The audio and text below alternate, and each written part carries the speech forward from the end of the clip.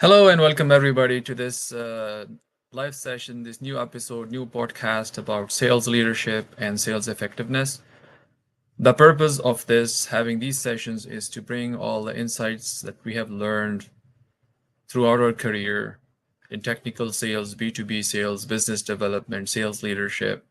We have learned either through our experiences or we have learned working with our mentors and our leaders. And why we are doing it, what's the need of doing it. So the purpose behind it, we thought we should do these sessions is to bring the insight to the table to the people who may be just starting into the sales career, or they might be in the sales career for years, but they're facing some challenges. And how to overcome those challenges, we thought to bring this insight to the table, share with the audience here, share with the community. And the purpose is to grow together, to learn from each other. My name is Wajid Ali. I'm based out of Toronto, Ontario. And I've been in the technical sales, business development, sales leadership for 18 plus years now. I've learned a lot in my career, and I just wanted to share those insights with my community here. Along with me is my partner and my co-host, Simon, and I will welcome him to the stage and he can do his quick intro. Hey, Simon, you're on the stage. Thank you, Wajid, and thank you everyone for joining. Thank you for tuning in. My name is Simon Rodriguez, and I've been in the business, in the sales profession for close to 18 years, more specifically into technical sales, into the energy industry across different sectors, and also different roles around business development. I'm also based in Canada. I'm based in Calgary, Western Canada, and look forward to sharing insights, to contributing to that community with insights, with perspectives, and with reference, best practices, things we have learned through our career that we can share with the community and with everyone, let's say, getting into sales or even just being in sales but wanted to get more tools to their obviously toolkit and be more successful at the end of the day. So we look forward to the sessions, to sharing, to contributing, and look forward to a discussion today. Hey, well, thank you, Simon. Really pleasure to have you here on the stage and to share the stage with you. So as we said in the introduction, the purpose is to bring the insight. So before we start, if you're watching this session as a live session, we would truly appreciate if you can chime in with your chat. If you're live here, just chat in and we'll try to address your comments live in this session. If you're watching this as a recorded session, because it will be streamed on different platforms. So if you're watching this as a recorded session, please leave your comments in the comments bar, and we will get back to you and we will try to address those comments in upcoming sessions as well. So stay tuned. This session is going to be really exciting because we are going to talk about some really important topics. We are going to touch about some really important topics. I will start with the blue ocean strategy, the blue ocean mind shift, the blue ocean selling techniques. And we thought this is really important to bring this topic to the table.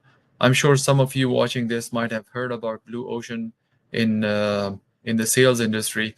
But what is a blue ocean? So just on a high level, the blue ocean concept of the blue ocean methodology was introduced almost 20 plus years in the market, and the person who introduced this or the team who introduced this concept, they actually differentiated in the market space. So they differentiated, they created, or they termed two different markets. One was a blue ocean market, another one was a red ocean market. So the red ocean market, on a high level, what was the red ocean market? It is a market which most of the people, most of the sellers, most of the players compete on the pricing. While as opposed to this concept, there's a blue ocean where people or the sellers could bring in more value to the table, create a new different market which will be on a value based, and which will allow them to tap the customers who are untapped. So you're going to sell to the customers who are actually untapped. So there's a much more untapped market available that you could go ahead and kind of create that value for them and make them your customers. So basically, you're kind of eliminating the customers, eliminating the not the customers, sorry, but eliminating the competitors or the competition from the market. I will ask Simon to chime in and share his thoughts as well, and then we can expand on this topic a little bit. Sure, Wajid, and as you described, like blue ocean strategy goes back to many years ago, and one of the key elements of the blue ocean strategy is created a demand rather than fighting over an existing demand. So it focused on creating a new market space and differentiating yourself from the competition, making the competition irrelevant. It's not about the competition, it's about the customer and the prospect, the unique value that you are bringing to the table.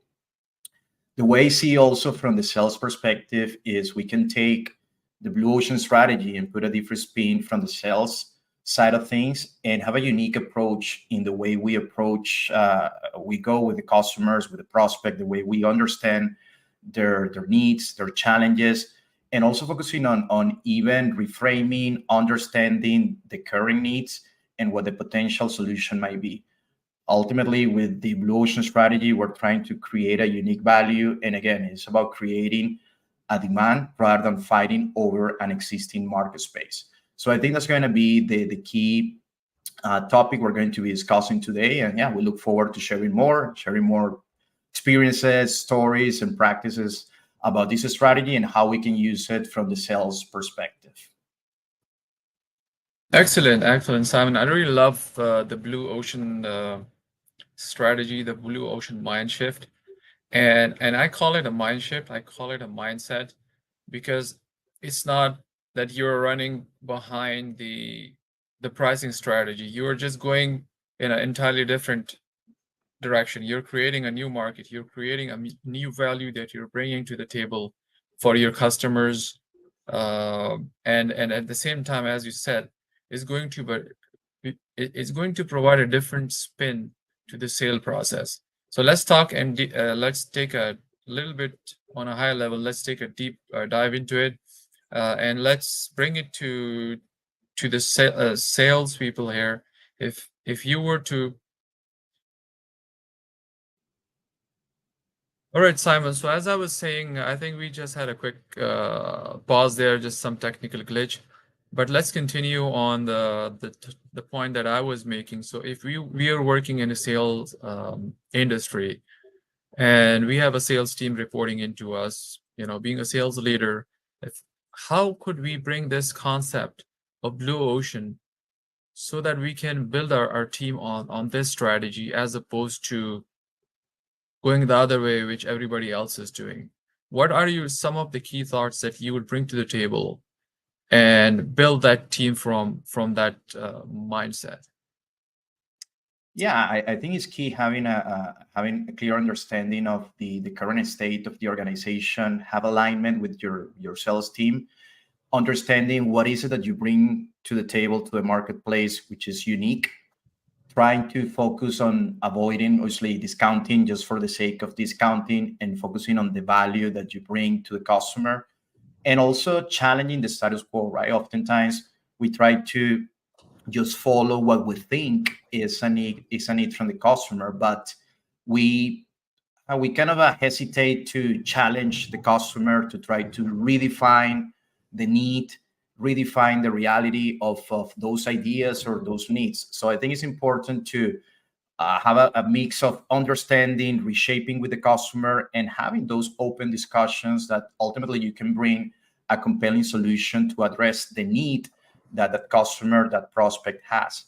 So back to your initial point, when you from sales organization perspective is starting with a clear understanding of the value that you bring. Why is it unique? Why do we do it different from the competitors? Why competitors come to us normally as opposed to the competition? Let's say customers come to us. So having that clear understanding and also having a sales structure focus, let's say, or yeah, define around value as opposed to pricing is fundamental. And then obviously you go into the tactics, into the things that you need to define with the customer, with the prospect, understanding, listening, redefining the need, reshaping reality. Those are kind of a key things that we start to work on from the sales perspective. That's great. So let's give it a different spin. So let's talk about from customer perspective right now. So we in the sales industry, we always care about our customers. We always say that customers are valuable. There are different quotes and statements, and one of that goes that customers are always first. Sometimes there are different quotes saying customers is your boss, and the whole idea is that customers are valuable, and how can we serve them?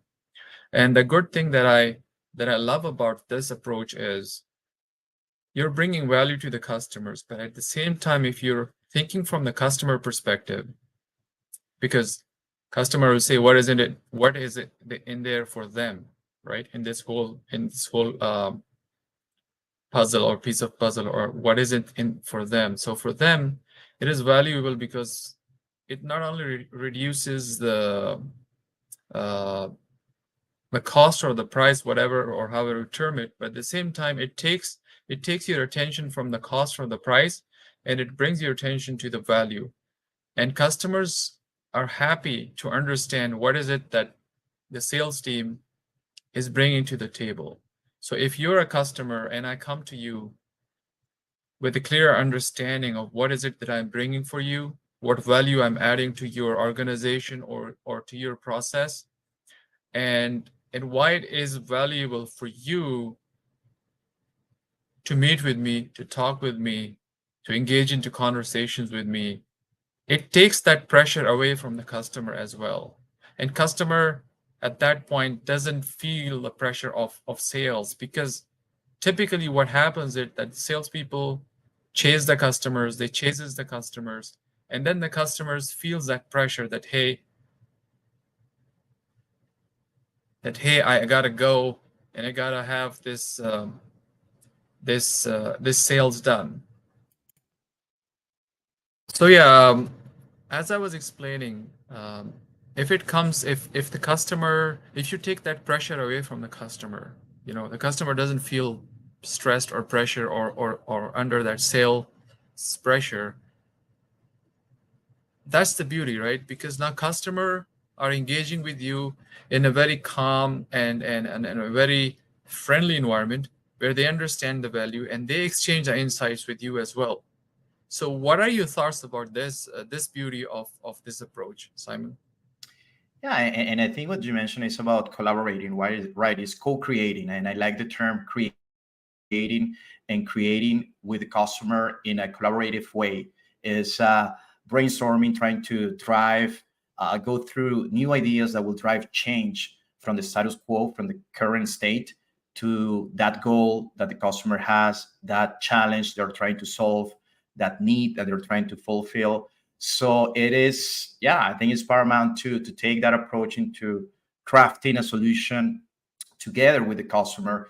And as you mentioned, oftentimes challenging the current reality, because and it happens to us when we're a customer that perhaps we think we have a problem, an issue. Oftentimes we might think we have the solution as a customer, or we think what the solution is, but when we meet with someone that is not, I mean, it's not just a salesperson, but it's more like an advisor, a trusted advisor, we can kind of reframe our reality. And that's what I think is where the value is, right? It's not like just taking a request and fulfilling an order. Is about understanding the reality, that situation, that current status, and if it needs to be reframed, if it needs to be reshaped, well, doing that with the customer, doing that in a collaborative approach, collaborative matter, and that's where ideas come, and that's when ultimately you can bring the most value to your customer, to your account, to your prospect. Yeah, that's a great point. I like the word that you mentioned, collaboration, working collaboratively, or the term that you said earlier, co-creation of the same thing, but you take the customer along with you in the journey so that the customer became part of that whole decision-making process, right? And you create this new shift, this new mindset, or this new strategy taking the customer along with you. So you become, as you said, that trusted advisor. You become a consultant for your customer. You no more remain a salesperson. You become a like sort of a companion, a collaborator in an approach, which is a sort of win-win for both the parties. And that takes that extra pressure away from both the seller and the buyer at the same time. Yeah, I mean that's exactly the case. With it goes back, I think, with that problem solving approach and skill, right? Or mindset. If you focus on, okay, understanding that we have a current problem, a current situation, need or pain, and then we're trying to contribute and add value to solve or to address that need. And if you can do that closer with the customer, brainstorming, but also it's going to drive change. I think that's where we get the most value, and ultimately the customer gets the most value out of this relationship as well. And it builds trust as well, right? It builds trust because I think going back to last week is not that people, I mean, won't care as much of what you know, but how much you care, right? So ultimately, if you Absolutely. care about the customer and if you care, what they're trying to solve, I think that builds that trust as well. Yeah, awesome. So this is, as we said at the beginning, we touched on the blue ocean points. We touched on the blue ocean strategy. This entire, this needs a number of podcasts, and I guess it's in itself is so important to understand this shift or this strategy that I guess we need to have a separate podcast series to go through this whole concept in details. But we just wanted to bring it to your attention, whoever is watching it with us, or so that at least you know that there's a strategy that exists in the market.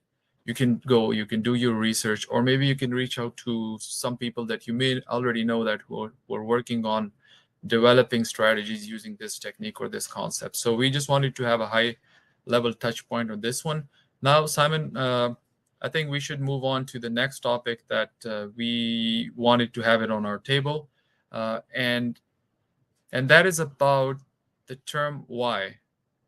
And it's kind of very similar, I guess, in some ways to the blue ocean strategy, but at the same time, I guess it's valuable in its own self. So when you reach out to the customer and you start with them, or before reaching out to the customer, I guess when you're yeah. So as I said, sorry, again there was a technical glitch here, but we are back. So as I was saying earlier, before we cut off, I was talking about the term why, or start with the why, right? So before we look from the customer perspective, let's have a high level dig through it internally at our organization level or at our table. Why should we start with a why? Yeah, I think that's a great point. Always we focus, or we try to focus, most times, most cases, is on what we do and how we do it, but we forget about why we do it, right? And that's kind of if it goes back to that Simon Sinek concept of start with why. It's kind of a different approach, right? It's understanding first why is it that you're doing what you're doing, and then customers, prospects, they care about why you do it, right? It's not like we have the best in class solution for X, Y, and Z, but why are we doing this, right? What is our mission in terms of a business that we are conducting? So the what and the how are ultimately subsequent outcomes from that why, but the foundation needs to be the why. And yeah, I think that's key. That's fundamental. When we start from the why, we can then go into the subsequent levels in a more successful way if we start with that clear why.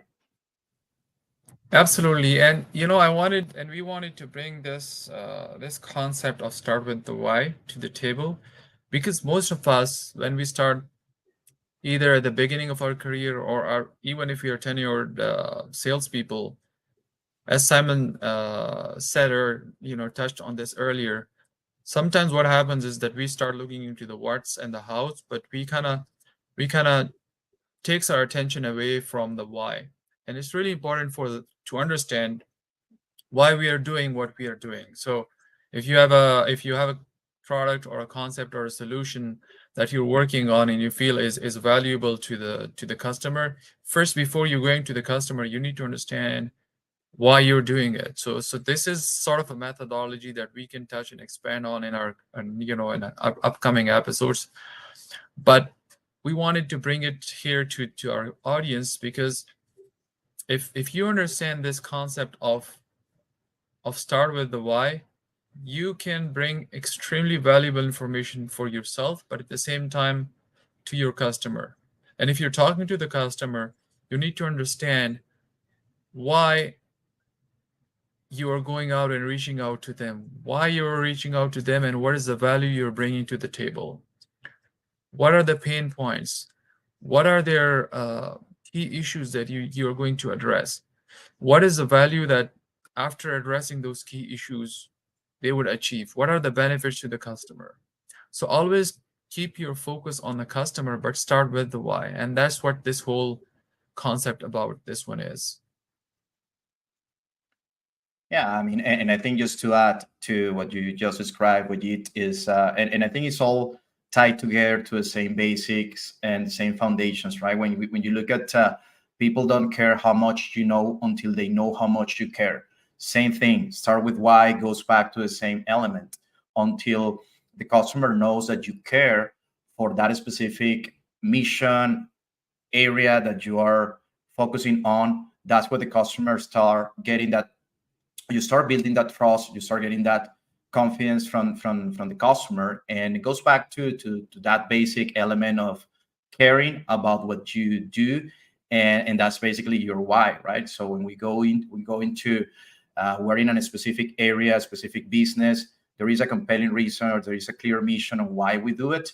When a customer understands that everything you do is because you're trying to either provide value to a specific industry area, to solve problems, to focus on specific things, as long as that mission is clear to the customer eyes, I think that's one important way to start with that why and that understanding. Awesome. So before we move on to the next topic, I will just close this topic with again reiterating why we are doing this podcast. It's important for us and it's important for us to share with our audience here. And there's a why built into this launching of these podcasts. And why we are doing it is to add value to your lives, is to make your selling experience more rewarding and to make it more valuable for you, to make it more achievable for you, and to make it more easier on you. So that's the whole concept, that's the whole idea of why we are doing it. And we feel like it's rewarding for us at the same time because if we can share what we have learned with our community and our community grows along with us just by listening to us, I think we have achieved what we wanted to achieve from these podcasts. Any last comments on this one before we move on to the next? So yeah, Simon, any final parting comments on this start with the why topic before we move on to the next one? No, I think, and that was kind of a great reference what you describe on why we're doing these sessions, and it's about sharing, it's about providing insights based on our experience, what we have learned over the years in the different industries and different areas, but obviously mostly from the professional sales perspective. So that's our why, right? So we're basically sharing our insights, perspective, hoping to help people starting their journey into sales or people just hoping to get new tools. So that's our why, and that's our clear, let's say, mission in this case.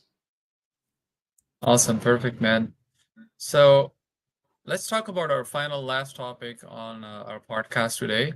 And the last topic is about the sales role play and how important it is for the sales community, for the sales team, for the sales leadership to have a structured process. But along that structured process, there needs to be a dedicated time or a dedicated period where the sales team get together and they talk about and they practice on what they have learned. And that whole concept is called about sales role play.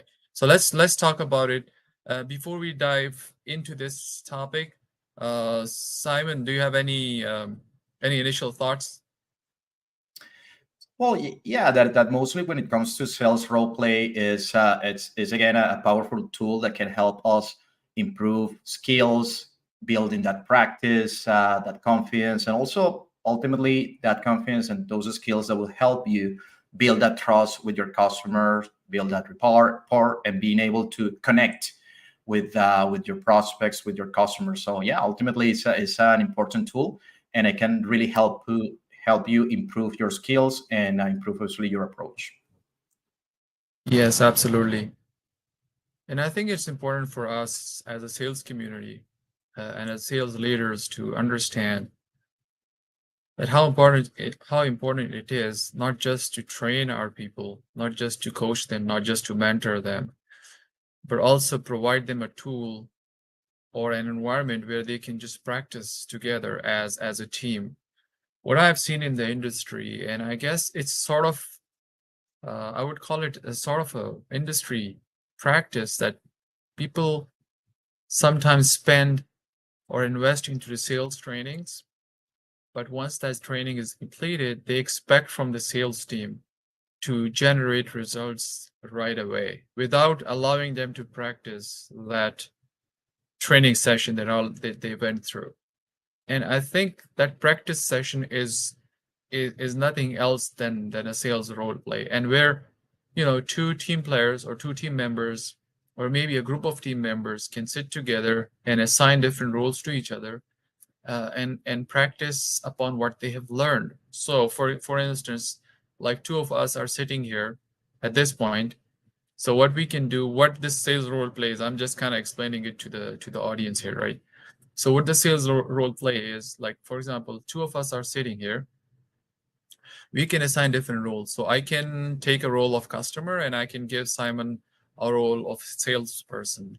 Or I can take a specific title in the customer organization. So I can call myself maybe a purchasing manager or a procurement manager or a sourcing manager. And Simon, I can give him a certain role. And then we both can play for a period of time until we get confident that now we can go out to the market and we can talk to the customers because we have done our practice. And before I give it to Simon to share his thought, again it goes along the same in the same directions. If you are playing any team sports or if you're playing any individual sports, if you don't practice, if you don't put your hours into the practice, how can you expect that you can perform well when you're into real game, into real competition? Simon, what are your thoughts about and what you have seen in the industry? Yeah, I think that's a good analogy, Wajid, in terms of when you look at a team. Yeah, basically you have different roles, right? Like different positions. Same thing in business, right? You have with an organization, you have different stakeholders, different personas, and you need to focus on having crafting your message, your delivery that will be catering to those different personas within an organization, those different stakeholders. So by using the role play will help you craft that message, craft that structure, and be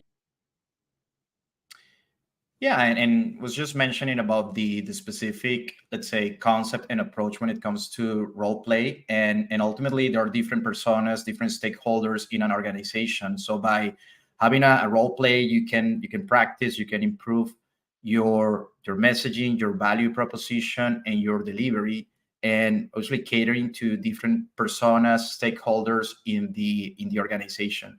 That's kind of the importance as well of role play. It will give you the opportunity or the tool to practice those skills and being able to practice that message in a way that you can convey it in a proper way to specific stakeholders, personas in an organization. Excellent. So on that, we will just wrap up our session for tonight, and we would like to hear from you guys. We touched on three big topics, really important topics on a very high level. So we touched on the blue ocean strategy, we touched on the importance of start with the why, and we touched on the importance of sales role play in the sales industry.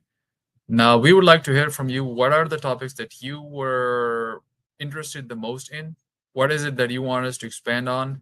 What is it that you want to learn more from us? And please leave that in your comments in the comment section below, and we'll bring some more insight in the coming episodes. Any parting comments, Simon? Thank you, everyone, for joining. We appreciate you taking the time and joining these sessions. We hope you find it valuable and insightful. And yeah, look forward to the next one. And as Wajid mentioned, feel free to share your comments, thoughts, or any recommended topics that we can address in the next session. So thanks, everyone, for joining. Thank you, everybody, and wish you a good night. Take care.